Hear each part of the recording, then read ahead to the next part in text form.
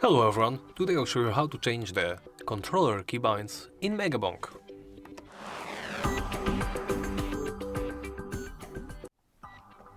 Let's begin by opening the settings menu. Then navigate to the controls tab. Scroll down to the controller input section. Right now I don't have a controller connected, but as you can see, if it would be connected, it would be displayed here.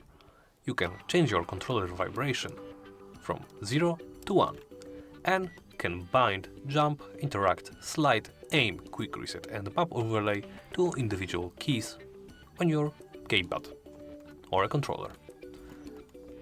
And, well, when you've made your changes, simply close the window and you can play. That's it. Thank you for watching and please remember to like, comment and subscribe.